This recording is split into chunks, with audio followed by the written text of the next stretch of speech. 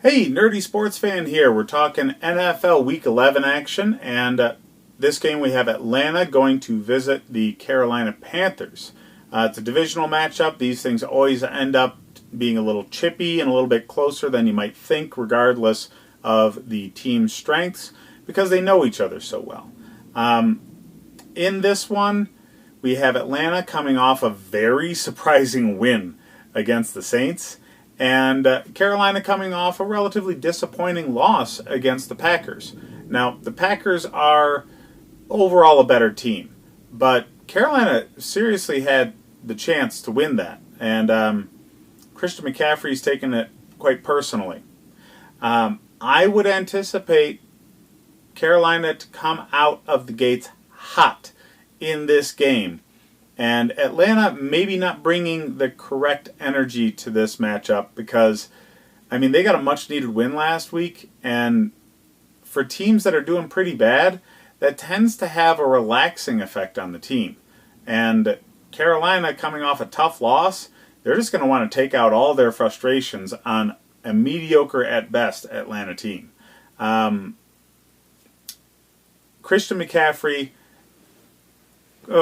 if he was a quarterback, he'd be the MVP. He's having that kind of season. I expect him to go off in this game because, well, everybody does against Atlanta generally, unless you're the Saints last week.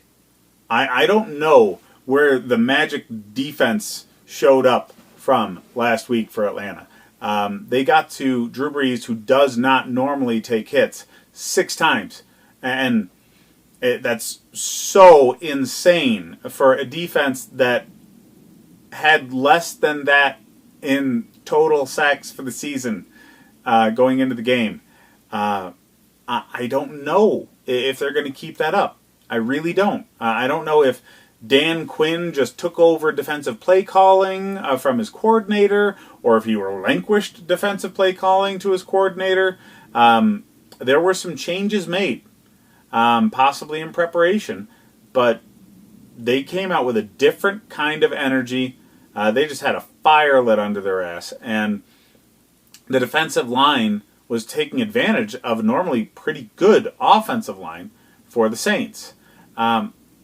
It's not really an apples-to-apples thing, though, comparing the Saints' offensive line and scheme to the Carolina Panthers. The Panthers are so much more of a bully.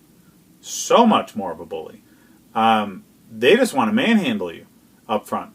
And that's a different approach from what you get with the Saints, who, I don't want to say finesse, there's a lot more pass blocking than run blocking for the Saints, as opposed to the Panthers. And because of that, the Panthers' offensive line has a bit of a mean streak to him. They just want to maul people. And I think they're going to be able to do it pretty easily against the Falcons. As I said earlier, I don't really expect the Falcons to carry the same positive energy into this game. I think they're going to relax a bit.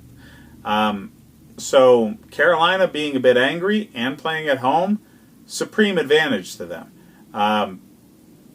When you look at what these teams give up, it's not what you would expect. The Panthers tend to give up more rushing yards than you would expect them to, with the defense led by Luke Kuechly. They give up about 130 yards a game on the ground. That would normally bode pretty well for Devonta Freeman, but Freeman's been such a disappointment this season. He's really only had maybe one really good game, fantasy football-wise and actual football-wise. And he's hurt. So, with Ito Smith already being hurt, his primary backup, there's issues there. He may play. It's more of a game-time decision sort of thing. So, he's not really there to take advantage of the weakness of Carolina's defense. So I don't think that Matt Ryan with Julio Jones and Calvin Ridley is going to be enough to attack this secondary while Matt Ryan's being attacked by one of the best defenses in the league at getting after the quarterback. Carolina's defensive line is very, very good at getting pressure on the quarterback with only the 4-down linemen. And that's crucial. They don't have to blitz to get that pressure. So there's more people in coverage to take advantage of the bad throws caused by the pressure.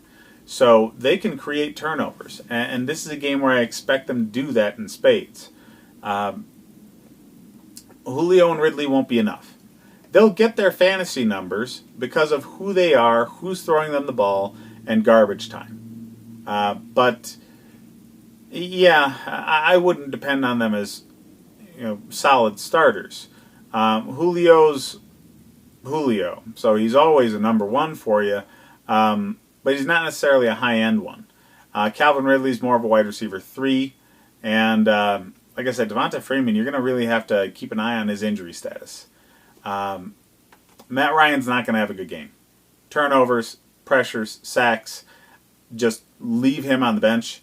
For Carolina, Christian McCaffrey's always a must start, but in this game, looking at what Atlanta's defense has done previously versus what they did just last week, it's going to be odd to pin down if you should be starting people like DJ Moore from the receiving core. So normally the Falcons give up almost 300 yards a game in the air, 270. That's not good. So DJ Moore, Greg Olsen, they'd be great plays. But last week, that defensive secondary was stout. And they held Drew Brees and that offense to only 9 points. So which secondary shows up? So with that being a mitigating factor, don't depend on DJ Moore to be a number 2 receiver like you normally would be able to. More of a number 3, and you're probably going to have better options on your bench. So you might want to consider benching him. Greg Olsen, there's just not enough tight ends that are really great. So he's going to be in your lineup, but don't expect the best week. It's going to be all Christian McCaffrey for this offense. Assuming, of course, things map out how they've been. If Atlanta comes out on fire like they did last week, the sky's the limit for this team. They have a very large amount of talent.